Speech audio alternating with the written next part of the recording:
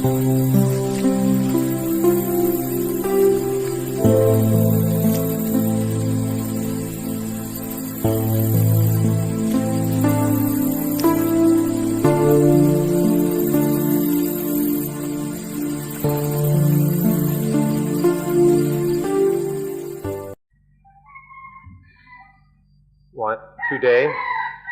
we'll continue talking about the way of new life, as we were talking about yesterday, but did not have the opportunity to finish. So today we'll continue talking about the new way, or the way of new life, the path of new life. Yesterday we were talking about the old life. We looked into quite a few aspects of the old life to look and see what it's like. This is absolutely necessary to recognize what the old life is, to know it thoroughly and profoundly. Once we have really seen the old life clearly for what it is, then we are able to deduce that there must be something else. And then we begin to look for that which is the opposite of new life, or the opposite of old life. And this is where we begin to find the way of new life. The old way, or the old life, is a life that is trapped by positive and negative. It's a life where positive and negative are constantly arising, and then the positive and negative causes self, causes ego, and then the self is the cause of selfishness and defilements, and then that is the cause of suffering, pain and misery. So the old life, the old way, is one of the positive and negative, causing ego, causing selfishness, causing dukkha. But the new way of life, or the new way, the new life, even if the positive and negative comes up, it doesn't cause ego. Even though there might be some positive and negative happening, it's not the source of ego, and so no dukkha arises. But even beyond that, there is the new life where the positive and negative doesn't arise at all. So this is a brief comparison between the old way and the new way. One ought to have some understanding and appreciation of nibbana. Nibbana is the Pali word, the Sanskrit word with which people in the West are often familiar is nirvana. Both nibbana and nirvana mean coolness. And one ought to have an understanding of what is meant by nibbana, because this will, then we have a sense of the goal of the new way of life. And then we can move more steadily and more directly in that direction. There are two kinds of nibbana, or two levels of nibbana. The first level is where even though there is still feelings or experiences of positive and negative arising, none of that positive or negative leads to ego, leads to self arising. That's the first level of nibbana. But in the second kind of nibbana, the positive and negative don't arise. Things are not experienced as positive and negative. If we can understand what is meant by Nibbana in these two levels, then it will make it much easier to understand everything else. The new way of life is that which protects against, prevents against the positive and negative, prevents positivism and negativism from arising.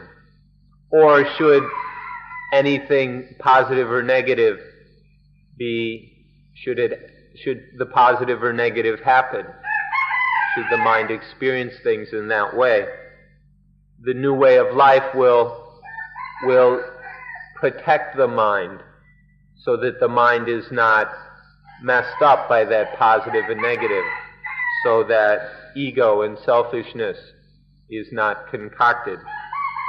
That's the new way. And then the new life that results from this new way of living is a life that is free of positive and negative. Either when positive and negative is prevented completely, then it's a life that is completely untroubled by the falseness of positive and negative. The positive and negative doesn't even happen. Or even if the positive and negative still occurs, the mind isn't touched by it. The mind doesn't buy into the values positive and negative. And so it's as if the positive and negative didn't exist. Although the positive and negative may happen, they don't exist spiritually because they have no effect or influence on the mind that is protected by the new way of living. The old life doesn't have a way of knowing and having a Dhammayata. And so the positive and negative can tread upon the mind. In the old way, the positive and negative are walking all over the mind, stepping on it and stomping on it, because there's no understanding of a Dhammayata to protect it. In the new life, there is an understanding of a Dhammayata. There's a thorough understanding of it so that positive and negative can't tread upon the mind. So the old way is one where positive and negative are walking all over the mind. In the new way, the positive and negative can't tread on the mind at all. The old way doesn't have a Dhammayata. The new way has a Dhammayata. The new life that has a Dhammayata must use three tools. There are three fundamental tools that must be used for the new life that has a Dhammayata. The first is sati, mindfulness. The second is panya, intuitive wisdom. And the third, samadhi, collectedness of mind. If we count in this way, we have three: mindfulness, intuitive wisdom, and collectedness. However, if we wish, we can distinguish between two important aspects of panya. The first is all the knowledge and wisdom that has been stored up, that has been gathered and stored. And this we can just call wisdom or intuitive wisdom, panya.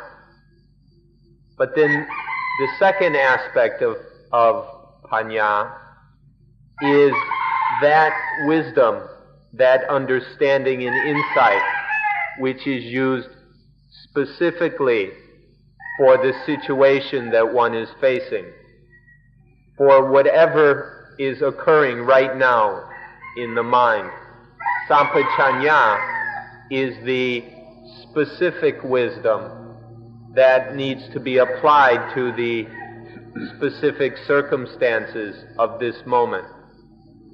And this we can call sampajanya, applied wisdom, insight in action. And so there are two aspects to what is broadly called wisdom. There's the general wisdom, panya, and then the specific applied insight of sampajanya. So if we count in this way, then there are four things. There's mindfulness, general wisdom, then applied wisdom specifically applied wisdom, and then collectedness. This can be compared to the difference between panya and sampajanya can be compared to the medicine that we keep in the medicine chest at home. In the medicine chest there are all kinds of medicines. But when one is ill, one chooses the specific remedy or the specific medicine for the illness. One doesn't take and eat the whole medicine chest. Or it can be compared to weapons. If one is a soldier, one has all kinds of different weapons. But when one goes to fight, you only take the weapon that you can use. And so we have what's stored up, and then we have what is applied directly, specifically to immediate circumstances. And this we call sampajanya. Now we'd like to look at how these things work, how these four tools work together. Whatever circumstances arise, first, sati is aware. Sati is aware, it knows what is happening. Sati asks, what is this and what's to be done? What is this and what's to be done? And then sati retrieves, or sati goes to wisdom. Sati recollects wisdom. It goes to that big stock of wisdom that is somewhere in the mind, and then chooses or is able to find the specific wisdom needed to deal with the circumstances of the moment. That general wisdom is panya, but out of all that panya,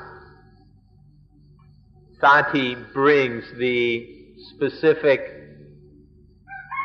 wisdom or sampajanya to deal with the immediate situation. And then the sampajanya understands what's taking place and responds appropriately, so that there's no dukkha. If, however, there isn't enough strength for sampajanya and panya to function fully, then samadhi, that collectedness of mind which has tremendous power, that will provide the strength for wisdom and applied wisdom to act appropriately. And so in this way the four work together. These are four comrades that must function together. They're a team. And if there's proper teamwork between these four friends, then no problems arise. So first there must be sati, mindfulness, to be aware of what's happening, and then to go to wisdom. If sati correctly recollects wisdom, then wisdom can be applied. Wisdom has a quality of sharpness. Wisdom is very sharp in order to cut through the problem. But sharpness is not enough. There also must be weight to provide the force behind the sharpness. Just the sharpness won't cut the problem. There also must be a weight behind it. And this weight is provided by samadhi, by that collected power of mind. And so, first there's some situation, and there's got to be awareness of it. If there's awareness, then it can bring this sharpness in weight to cut through the problem, or to cut it before it even becomes a problem. Of course, the first key is that there is mindfulness, that there is this sati. Without that, then there's nothing to get the wisdom. Without sati, any wisdom and knowledge is completely useless. Without mindfulness, wisdom can't be applied. Samadhi is useless. It can't be used in an appropriate way. It can't serve its purpose. So having wisdom or samadhi without sati doesn't do us much good. There has to be this sharpness, this speed, this carefulness and attentiveness of sati. And then if it's just in time, if sati is completely spontaneous, immediate, and brings wisdom and samadhi into action immediately, then it's in time. It's right in time to prevent any problems from arising. So one must have sati. If it's confused or fuzzy, then the whole thing falls apart. There must be clear, sharp, very quick sati. Or to put it very briefly and simply, mindfulness is the speed which is in time, which is just, sati is the speed, wisdom is the sharpness, and samadhi, collectedness, is the weight. We're going to have these four things: sati, panya, sampajanya, and samadhi. We'll have these four things, or we can count them as three if we wish. We'll have these three or four things. If we have these four comrades, then there will always be a tammayata. There's, in the surrounding us are myriad objects, and these objects are making contact with the mind via the eyes, ears, nose, tongue, body, and mind sense.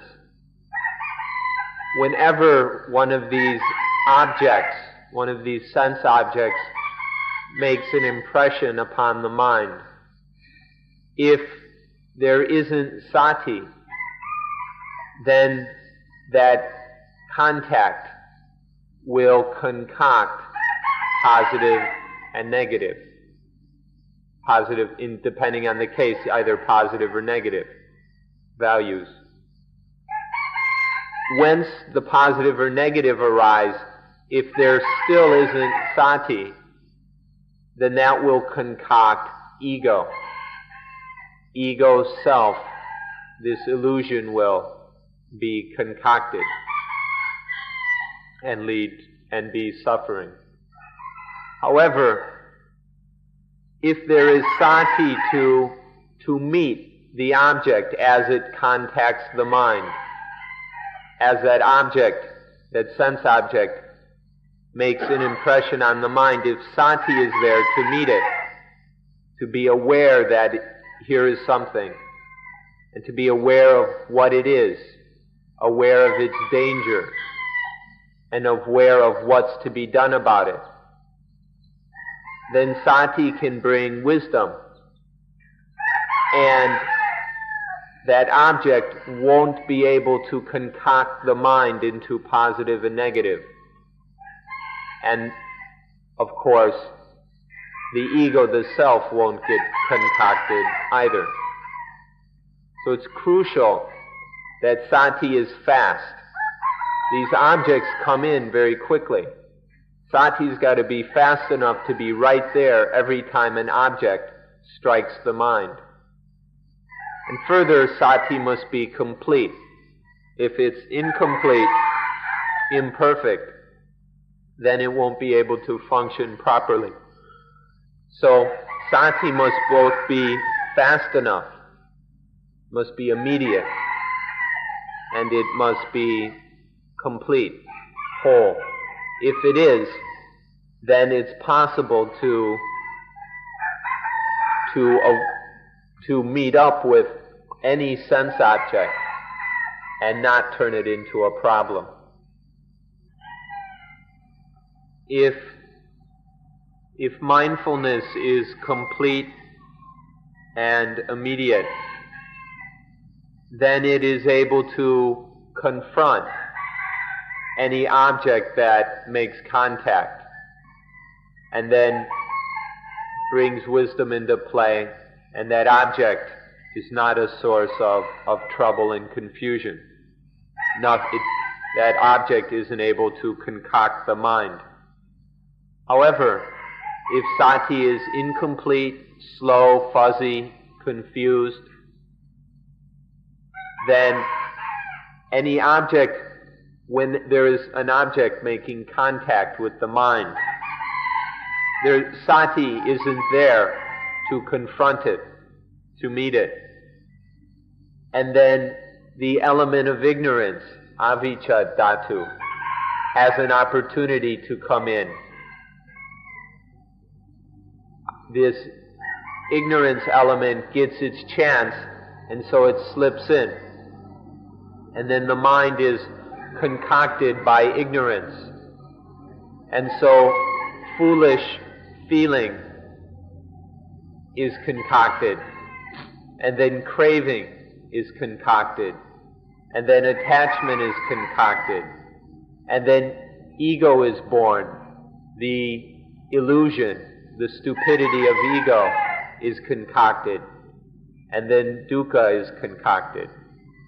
So if sati isn't quick enough and whole enough, then ignorance element gets its chance, and there arises what we call dependent origination, paticca samuppada, where dependent on each other these various things happen. There's ignorant contact with the object, ignorant feeling, ignorant craving, ignorant attachment, ignorant ego, and then dukkha. So without proper mindfulness, dukkha is dependently concocted, and then there is suffering in the mind. Now, on the other hand, if sati is complete and spontaneous, then it receives the object as the object makes contact. Then, because of sati, the ignorance element has no opportunity to come in. And then so there is wisdom there. there is the element of enlightenment, vicca dhatu. When there is contact between the sense organ, the sense object, and mind, when these three meet, when there is this contact that is watched over by mindfulness, then everything happens in a very natural way through the enlightenment element. So there is enlightened contact. There is correct contact or sense experience. And then the feeling, any feeling that arises is correct. Enlightened feeling. Then any want or desire, any aim about what to do in this situation is correct or enlightened.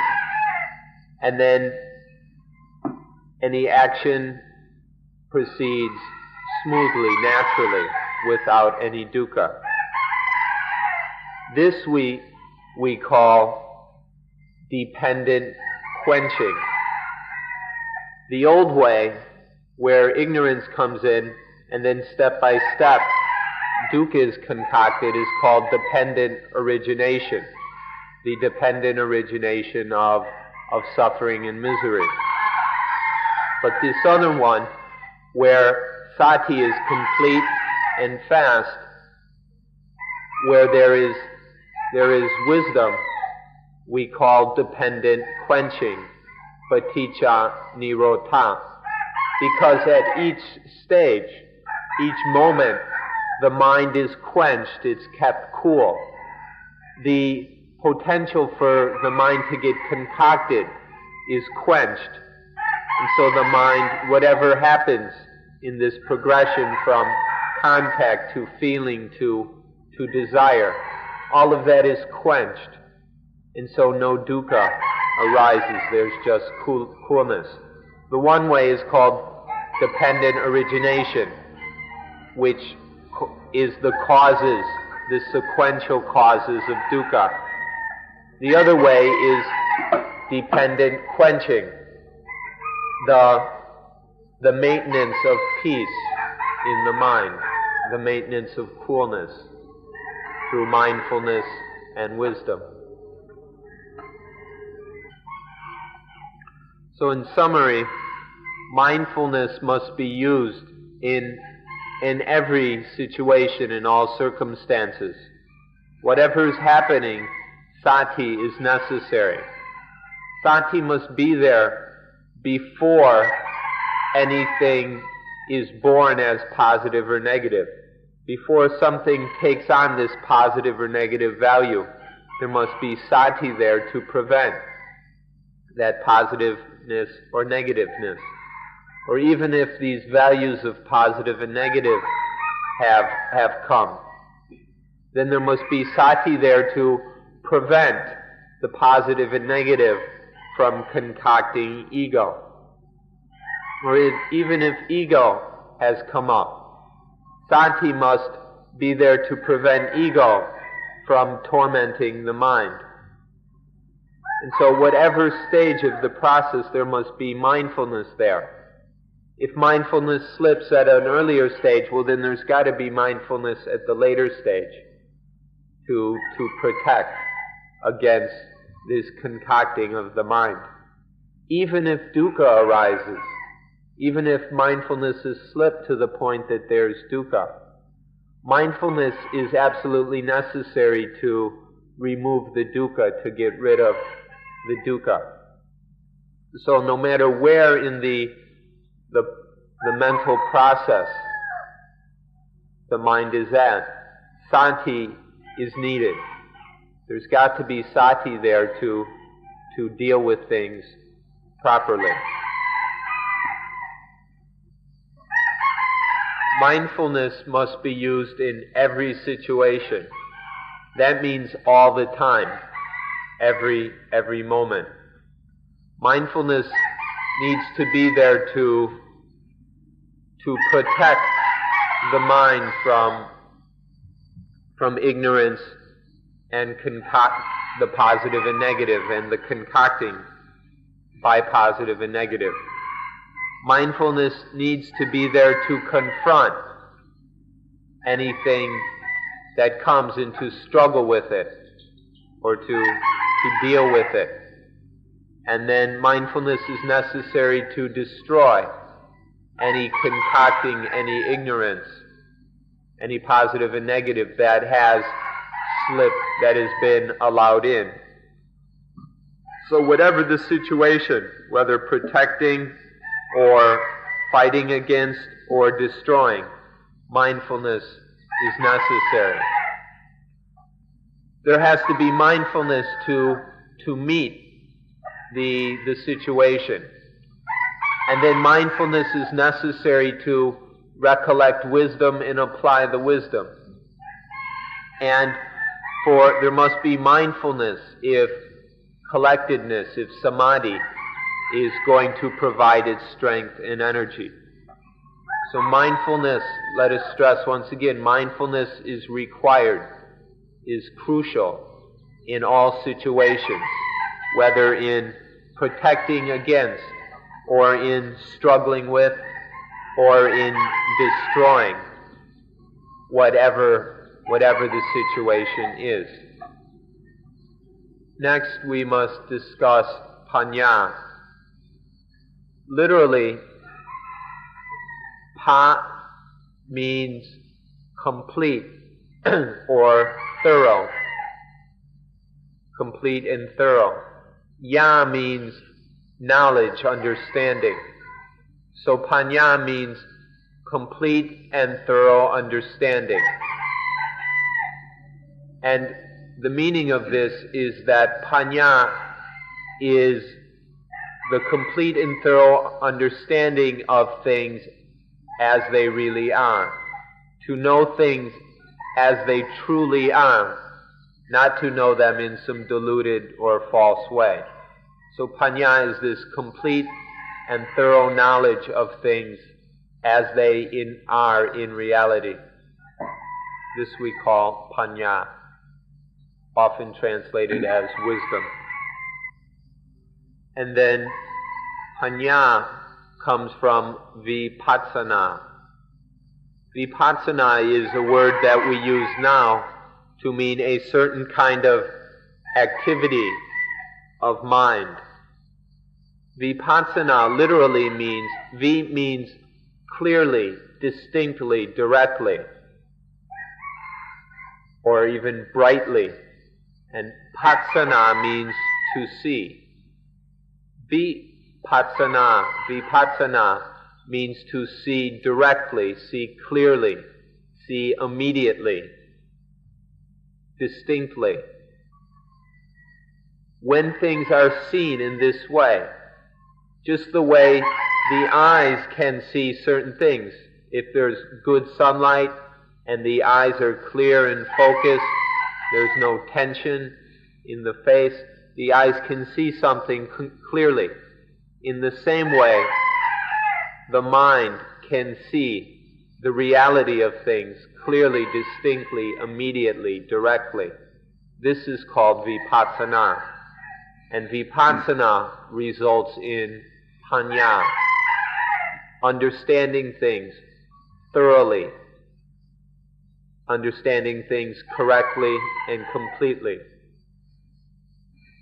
Vipassana sees the truth of everything, sees the truth of all things. What this means, all this truth, is more than we can describe in words. There's so much that is seen, or the completeness, the totality of the seeing is more than can be explained in words. We don't have the time. However, we can mention specific aspects of that seeing. We'll talk about some of them. The first aspect or quality of vipassana, when things are seen truly in their reality, is to see what we call anicca, the fact of impermanence, the fact of change. Anicca means impermanence. Ta which is an adjective.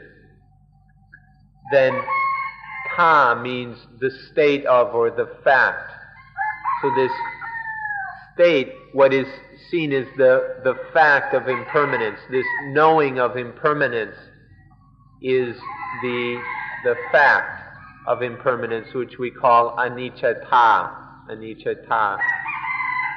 When vipassana realizes the impermanence of things, then this is called anicca. This is very important. This is the beginning of seeing things in terms of truth, seeing the reality of things, not just our illusions about them. Seeing the reality of things, and this is what will lead through vipassana to attammayata. So anicca means the fact of impermanence, the fact that things are changing all the time. It's the fact of the instability, the uncertainty of things, that they're constantly changing.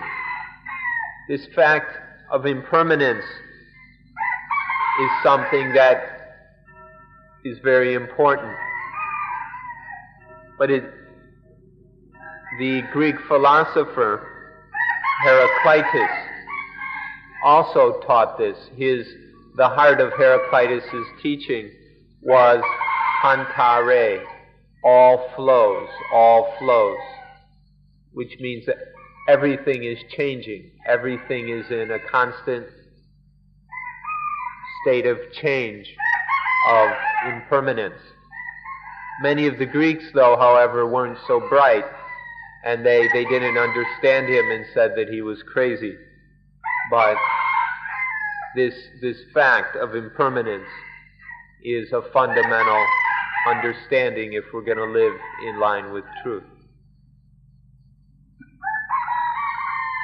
So let's look a bit at this word anicca, impermanence.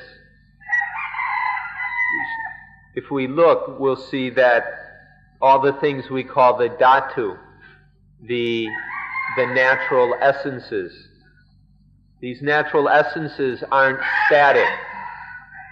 They're always moving, and so the dhatus are coming together, clumping together, and something new is produced. For example, hydrogen and oxygen come together, and when they meet, then there's water. And so the dhatus, these natural elements, are constantly colliding and compounding and mixing. Whenever they come together, whenever bunches or hundreds or whatever of dhatus come together, then something new is produced. And since none of the dhatus are static, this activity of coming together and colliding amongst the dhatus is constant. And there's nothing static about it, so the result is impermanence, or the fact of it is this constant impermanence. And it's not just the dhatus that are changing all the time, but when various clumps and clusters of dhatus come together, this is always changing all the time. Take the bunch of dhatus that we call water, and then the other bunch of dhatus we call sunlight. When the two come together, we get steam or evaporation.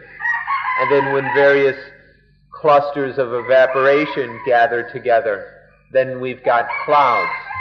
And when the bunch of dhatus that is a cloud comes into contact with the dhatus that is coolness or coldness, then there is rain. And so the the dhatus themselves are constantly changing. And then the bunches of dhatus are also coming together, colliding, changing in a ceaseless process of transformation. So all these dhatus, all these things are ceaselessly changing and transforming. There's this constant flow of change. And this is what has given rise to what we call evolution. The evolution of this world is nothing but this ceaseless flow, this ceaseless process of change and transformation. In this process of change, this impermanent flow of change, there are these things that are coming together and then creating or concocting new things. This is called sankhara, or concoction. This coming together and cooking up new things is called concocting. Every new thing that is produced is called a sankhara, a concoction, the product of concocting. And then the things which are doing this concocting are called concoctors, or sankhara. All of this is called concocting or concoction, in Pali, sankhara, which can mean both the process of concocting, the results of it, or the concoctions, and the causes, the concoctors. In this flow of change, there is this concocting, this sankhara happening ceaselessly. We can look at this in two ways.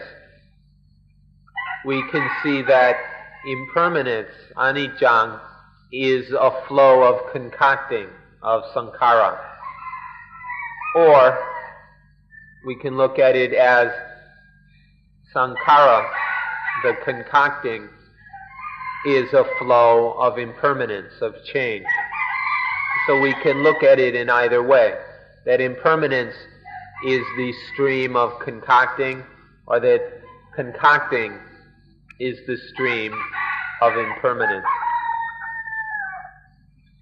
If now we look inside ourselves, look into our own bodies, we'll see that there's nothing but this flow of impermanence and sankhara.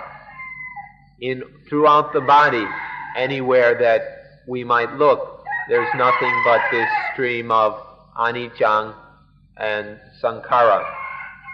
Whether on the crude level of body parts or down to the subtle level of atoms, or even the tiniest subatomic particles, whatever it is, there's just this impermanence, this change of anicca, and the concocting, the sankhara. Wherever we look throughout the body, whether on the crudest level or the most subtle, there's nothing but this concocting and impermanence. We can look from the aspect of corporeality, or in the aspect of mentality. Corporeality is called rupa, and mentality is called nama. In either aspect, there's nothing but this impermanence. In all the constituents of body and of mind, there is this constant flow of impermanence. In the physical and the psychic, there is just this sankhara and anicca. Or if we look outside, everything, all the objects of the senses, all the dhatus that make up all these things are constantly flowing, constantly changing in ceaseless impermanence. There's nothing outside us that isn't changing, all the time. Inside ourselves, there's all this changing, constantly changing. And outside of us, there's all this change, this ceaseless change. If we really saw it completely, we'd be so dizzy that we'd die. But nature, or our natural ignorance, helps us, and so we don't see it, and then we don't get so dizzy and die or go crazy. But we've now got what's called vipassana, and there's wisdom, panya. And so we can look at all this change in a way that we see it deeply and thoroughly, but we don't get dizzy, and we don't die. We don't die from seeing it. So everything within us and around us is constantly changing. When we deal with these things, when we experience these things, of course, we want to be able to take advantage of them and find some benefit in them. And so we don't want them to change. We want to get something from them. And we don't want them to change. But however, they keep changing. It doesn't matter what we want. They're always changing. Although we have this natural inclination to try and use things for some purpose and benefit, they just keep changing.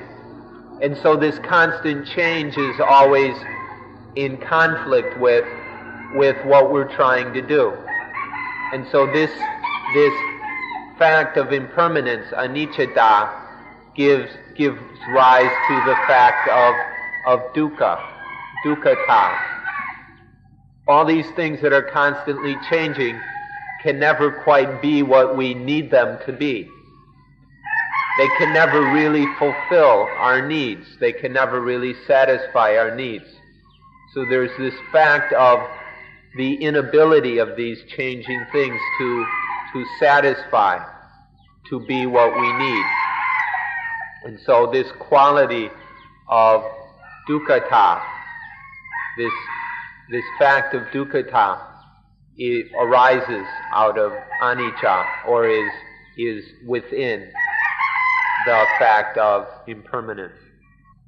So we want our wealth and property, we want it to be of use for us. We want it to last. We don't want it to change. We want it to be impermanent. But it's changing all the time. And so this hope, this wish of ours is biting the mind. These things, because they can't be what we want them to be, are constantly biting the mind. They're biting and biting and biting. And this gives rise to the characteristic of dukkha. The way that impermanent things are biting the mind is dukkha. It's painful. It's miserable. So this is called dukkata, the fact of dukkha within impermanent things. So these bodies are impermanent, or even this thing we call life is impermanent. It's all just constantly changing. Of course we want to derive some benefit from it, to get some value from it. But we have to just accept that it's constantly changing, so just let go of it. Let go of it all and let it change, because it's going to change no matter what. But understand this change, and then if we can let go of the change, let it be, then of course we can derive some benefits and value from all this change of the body, of life. But according to impermanence, we can get what benefits we can out of impermanence if we let go of it. And then it doesn't bite the mind. The impermanence won't bite the mind, and then there's no dukkha for the mind. If we can let go of the change, let go of the impermanence, then we're able to get some value and benefit from it. But even that benefit is impermanent. It's fleeting, it doesn't last. But if we can let go of it all, accepting the impermanence of it, then there won't be any biting of the mind. And then there's something a bit ridiculous for us, that if something arises that is permanent, we don't like it. Say the food we eat never changes. We have to eat the same food over and over and over again. We get sick and tired of it. We get bored with it. So even if, of course that's not absolute permanence, but if anything seems to not change, then we very quickly get bored and tired of it. So we don't even like permanence. This is how confused and crazy we are. If we had to sit all the time, we'd hate it. We don't like to sit all the time. Or to stand, just stand. We don't like that either. Or to walk constantly. Well, we don't like that. Or to lie down all the time. We don't like that. We like to change. It's natural to change from sitting to walking to standing and so on. And so we've got this illusion of permanence within impermanence. We're constantly deceiving ourselves, lying to ourselves. We keep telling ourselves we want permanence, but in fact we don't. But we're so mixed up, we can't separate this lie of impermanence that we see in the impermanence. If we regard something as permanent, if we regard it as permanent, but of course it isn't, it keeps changing, then this bites, this claws the mind. There's dukkha. There's a misery inherent in grasping at things as impermanent, in regarding them as permanent. So we need to realize the anicca, the fact of impermanence in all things. Realize the anicca, and then we won't regard it as impermanent. By understanding anicca, we don't regard things as niccang, permanent. And so we don't delude ourselves with the imagined fact of permanence, niccata. So to keep things from biting us, we need to realize the anicca of them. We don't have to grab onto or attach to this idea of impermanence, but just in a natural way realize the impermanence.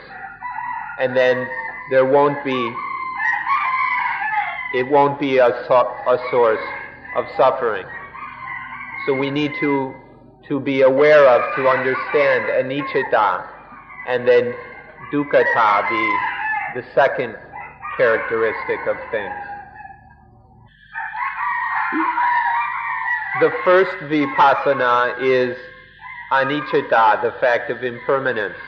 The second vipassana is dukkha, the fact of misery or miserableness. And the third vipassana is anattata, the fact of not self. Things are constantly changing, but we want them to be this or be that, to satisfy some need or desire of ours.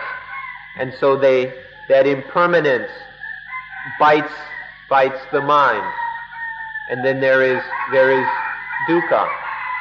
But who wants dukkha? There's not one of us here who likes to suffer. We all hate to suffer. But we can't control things. We think we want this, and we think we can control things to get what we want. But because it's impermanent, things are just dhatus. They come together, they form, they break up, they They work according to their own means.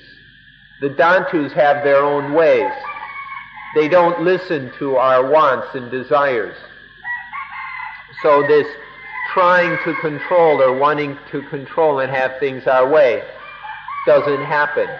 There isn't this control. There's no control of all these impermanent things, of all these dhatus. This fact that there's nothing in control is what we call anattata, the fact of not self. There's no I or mine, no self that controls these impermanent things. The fourth vipassana is called Dhammatitthata. This is that which is probably a strange word for you, but all it means is that this is the natural way of things. Things are naturally ordinary just like this. The fact that things arise, change, and cease, this constant arising, transformation, and ceasing, is just the natural, ordinary way of things. The facts of impermanence, of miserableness, or dukkha, and the fact of not self, that's just the natural way. Things are just ordinarily just like that. This is called Dhammatitthata, the fourth vipassana, the fourth insight. We don't see the fact of this naturalness of things, that the natural way things are. We don't see this because of our own stupidity. And so then there occurs the opposite of Dhammatitthata. So things just are and must be impermanent, must be unable to satisfy, and must be non-self. This is the naturalness of things. This is Dhammatitthata, is the naturalness that things are always changing. They bite if we grab on, and they're out of our control. There's nothing that controls them. Dhammatitthata, or naturalness. The fifth insight, or vipassana, is Dhamma, or Dhammaniyamata. All these impermanent things, all these things which have no self that controls or owns them, that are just naturally like this. All of these things are under the power of the law of nature. Niyam means order or law. The natural law, the state of being subject to, under the power of the natural law, we call Dhamma Niyamata. Things are not under the control of any self or ego. They're merely under the power of the law of nature. And we call this fact the fact of the natural order or natural law, Dhamma Niyamata. So, which of us is not under the control or not under the power of the law of nature? Is there anyone out there who isn't subject to the law of nature? Whether ourself or anyone else in this universe.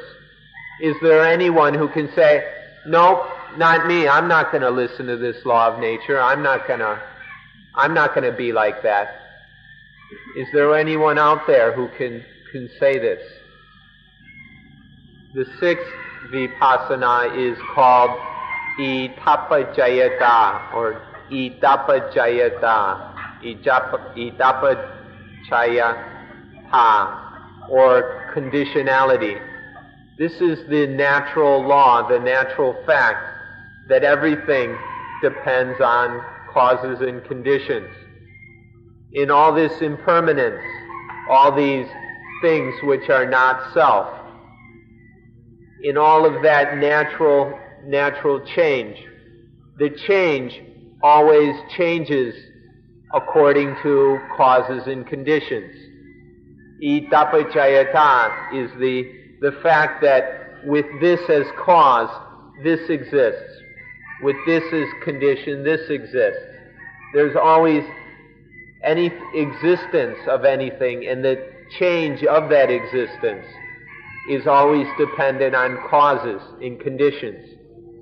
Itapachayata is the fact that this flow of impermanence is a constant transformation of conditions, and so things are always changing dependent on the change of the conditions. Because with this as condition, this exists. With this as condition, this exists. Take away the condition, this no longer exists. In terms of everything, the entire universe, both physical and mental, we use the word itapachayata. It applies to everything. But if we speak just about living things, especially the consciousness of living things, then we talk in a more specific way. We talk of paticca samuppada, the dependent origination. How because of these and these and these and these conditions, dukkha arises. And also of paticca nirodha, dependent quenching. Because of the quenching of this condition, the quenching of this condition, the quenching of this condition, dukkha quenches, dukkha ends. So in the specific terms we call it dependent origination and dependent quenching. But in terms of everything, both physical, mental, living and dead, or living and, shouldn't say dead, living and non-living, sentient and non-sentient, we use the word itapachayata, the fact, the law of conditionality. The understanding of itapachayata, conditionality, and paticca samuppada, the dependent origination, is very important. The knowledge and understanding of these truths is crucial in understanding the mind and how suffering is concocted and how to eliminate suffering. We've discussed this in detail a few months ago, and we recommend that you study this. If you'd like, you can listen. You can go find the tapes and listen to them. And maybe in a year or so it'll be out as a book. But there's no need to wait for the book. You can listen to the tapes. The seventh vipassana is called sunyata, or voidness. Everything is there's just all this itapachayata, this natural law of conditionality, things arising and transforming and ceasing, dependent on causes and conditions. If there's merely this itapachayata, then things are void of self. There's this voidness, the things having this state of being void of self.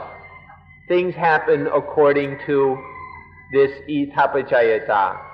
They don't happen because they're selves. And so there's this seventh insight of sunyata, the voidness, that things are void of self.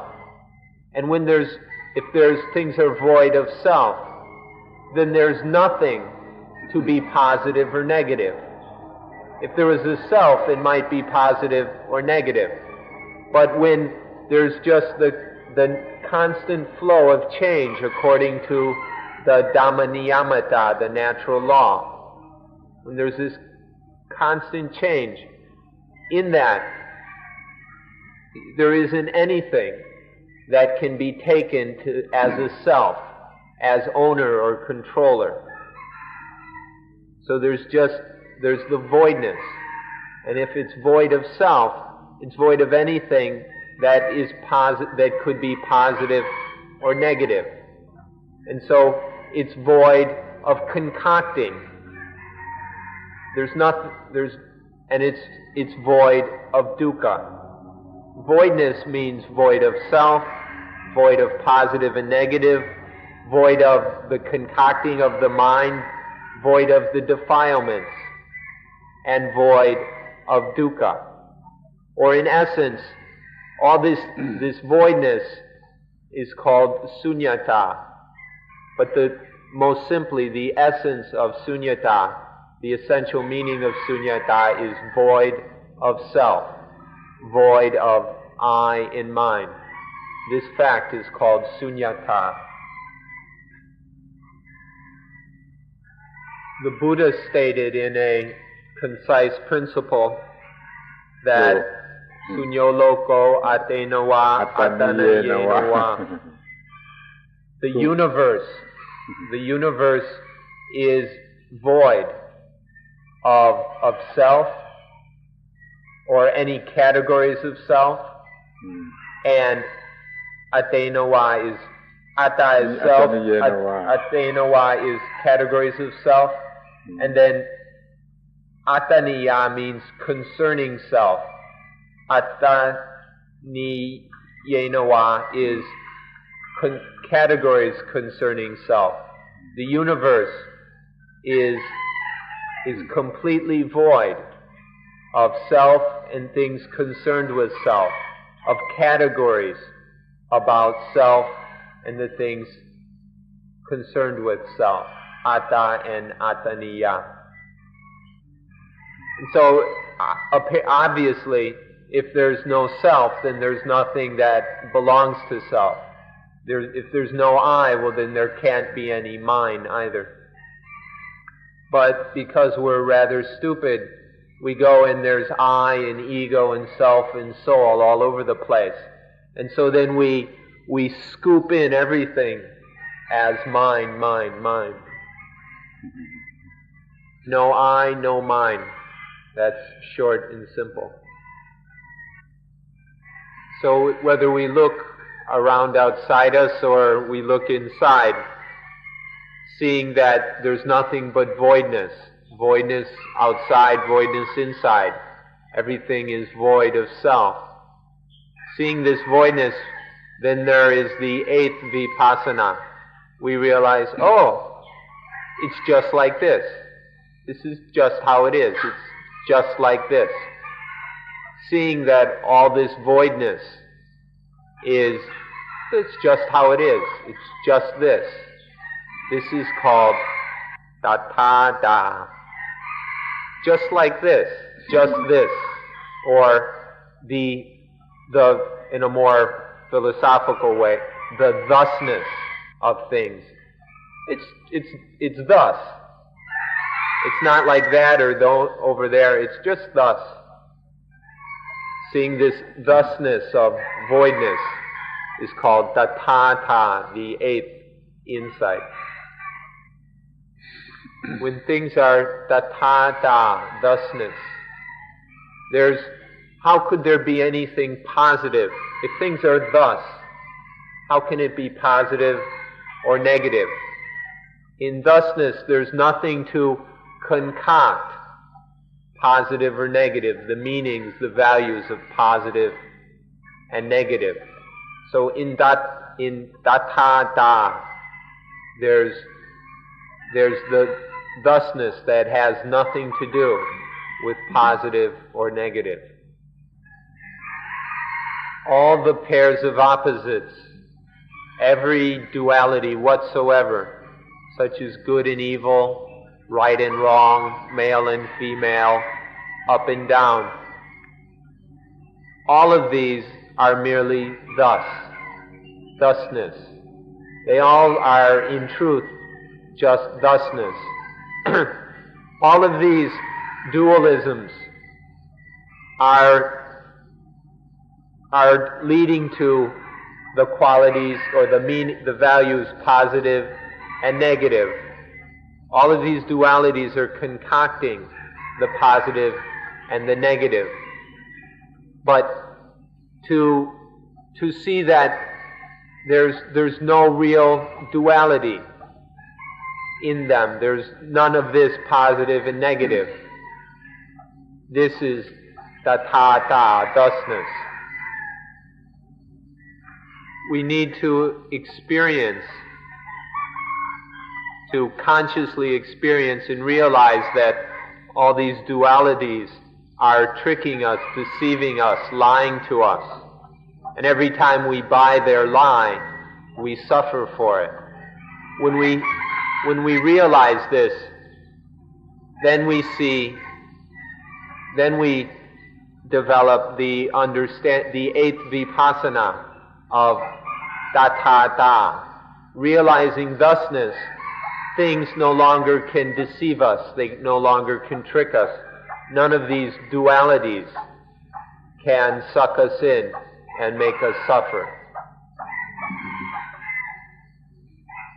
When there is this highest insight of tathata, thusness, then there is no way that the qualities positive and negative can arise to the mind. The mind can't be touched by positive and negative. Nothing concocts the positive and the negative. And then the positive and negative. So there's no positive and negative to concoct the mind. And so the mind is in a state of unconcoctability. The mind can't be concocted. It's at total peace.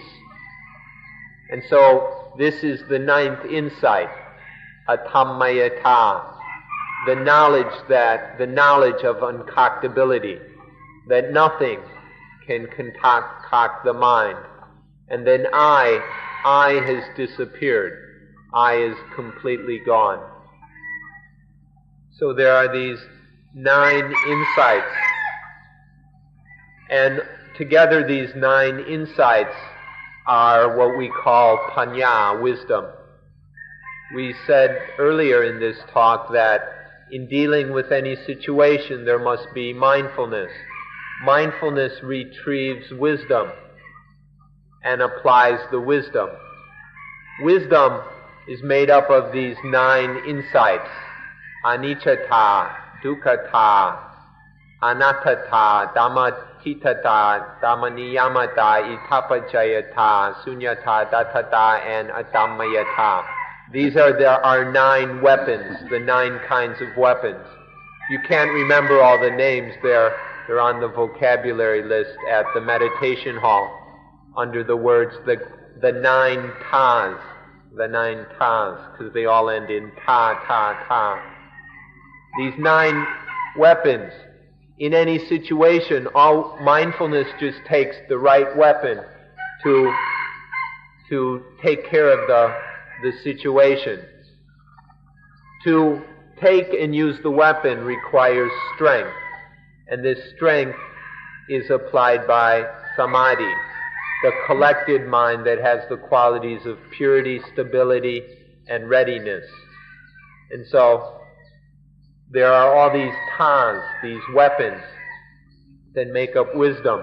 Mindfulness selects the right wisdom.